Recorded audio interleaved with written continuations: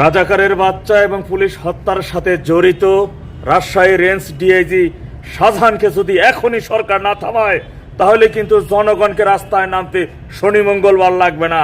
আর জনগণ রাস্তায় নামলে 1 ঘন্টার মধ্যে পরিণতি কোন দিক থেকে কোন দিক কি ঘটে যাবে এইটা আশা করি আপনাদের ভালোভাবে জানা আছে। মনে রাখবেন, এই প্রহসনমূলক নির্বাচনের আগে আপনারা আওয়ামী লীগের নেতা কর্মীদের দ্বারে দ্বারে গিয়েছেন, ভোট ভিক্ষা চাইছেন, আইনের শাসন প্রতিষ্ঠা করবেন, মব ভায়োলেন্স ধ্বংস করে দেবেন, অতি উৎসাহী সন্ত্রাসী এবং পুলিশ হত্যাকারীদের বিচারের মুখোমুখি করবেন।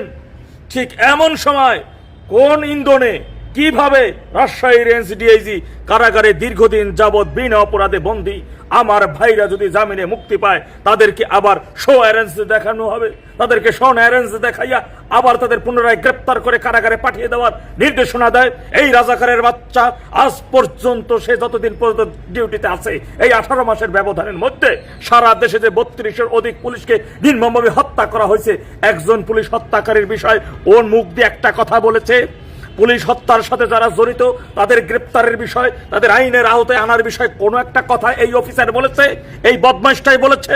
তাহলে কিভাবে সেই এই নির্দেশনা দেয়? কিভাবে সেই নির্দেশনা জানার পরেও তার জুনিয়র অফিসাররা চুপ করে বসে থাকে? এখন পর্যন্ত সরকারের পক্ষ থেকে ওর বিষয়ে কোনো বিবৃতি কেন আসে নাই? মনে রাখবেন, জনগণ আপনাদের কথায় বিশ্বাস করে যদি আপনাদেরকে কখনো সাপোর্ট দিয়ে থাকে, ঠিক তদ্রূপভাবে আপনারা যদি জনগণের সাথে প্রতারণা করেন, মুনাফিকি করেন, তাহলে জনগণ কিন্তু আবার আজকে যেমন বুক দেখাইতে পারে কালকে কিন্তু পিঠ দেখাইতো দ্বিতীয়বার চিন্তা করবে না, দ্বিতীয়বার কিন্তু ভাববে না। জনগণ খুব ভালো করে জানে আমার ভাইয়ের আজকে বছরের পর বছর কারাগারে বিনা অপরাধে ডেভিল ইনুসের শিকার হইয়া তাদের কারাগারের মধ্যে বন্দী রাখা হয়েছে। সে সকল ভাইরা জামিনে আইনের শাসন যদি পুনঃপ্রতিষ্ঠা হয়, একজন বিনা অপরাধীকে কারাগারে রাখা, তাকে আবার জামিনে বের হওয়ার পরে তার বিরুদ্ধে কিভাবে শো অ্যারেঞ্জ দেখানো হয়।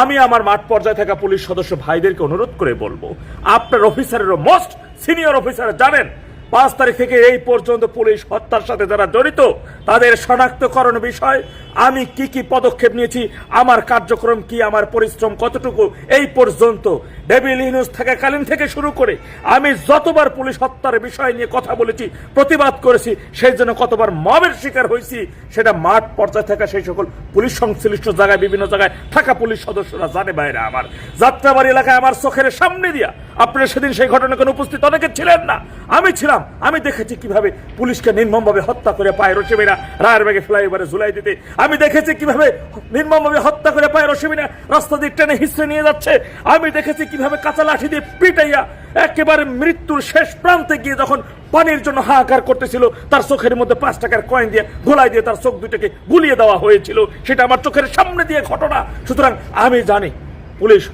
পুলিশকে কিভাবে নির্মমভাবে হত্যা করেছে। আজকে দুঃখ হয়, আফসোস হয়, এই যে দেখলাম পুলিশ প্রধান বাহার, এই যে ডিএমপি কমিশনার সাজ্জাদ, এরা পদত্যাগ করে একজন দেশ ছেড়ে চাইলে চলে যেতে না পারে। এদের সাথে এদের হাতে কিন্তু পুলিশের রক্ত লেগে আছে, এদের হাতে স্নাইপারের ছাপ আছে।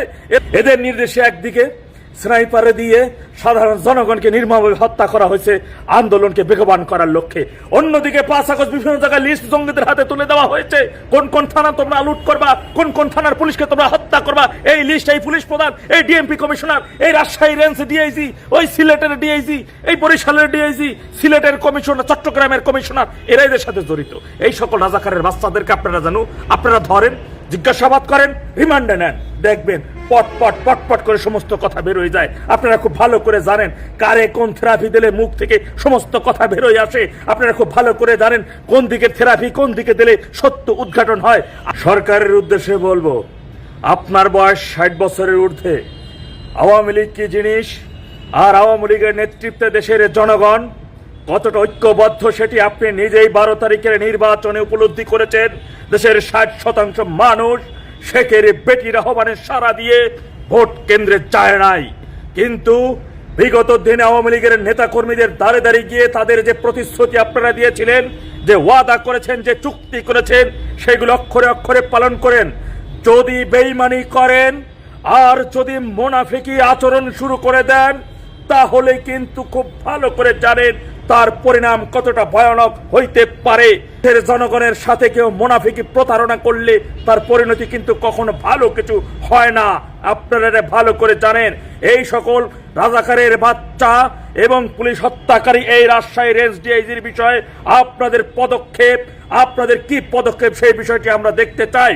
অনতি বিলম্বে ওর ওখান থেকে বরখাস্ত করে দেওয়া হবে। ওর বিরুদ্ধে বিভাগীয় তদন্ত কমিটি গঠন করুন। এই পুলিশ প্রধান ডিএমপি কমিশনারদের বিরুদ্ধে তদন্ত কমিটি গঠন করুন। এরা পুলিশ হত্যাকারী, একজন পুলিশ হত্যাকারী যেন দেশের বাইরে থেকে কোনোভাবে যেতে না পারে। অবশ্যই এদেরকে আইনের আওতায় আনতে হবে। যারা পুলিশকে নির্মমভাবে হত্যা করতে পারে তারা দেশের শত্রু, জাতির শত্রু। তারা সব ধরনের এই সকল জঙ্গিরা দেশের বাইরে চলে গেলেও রাষ্ট্র নিয়ে এদের ষড়যন্ত্র থেমে থাকবে না। তাই যে কোনো মূল্যই হোক না কেন তাদের শাস্তির আওতায় আনতে হবে। এই বিষয়ে কোনো ছাড় দেওয়া যাবে না। এই বিষয়ে অবস্থান জিরো টলারেন্স নীতিতে থাকতে হবে। সুতরাং আমরা আশা করি সরকার তার কথা রাখবেন।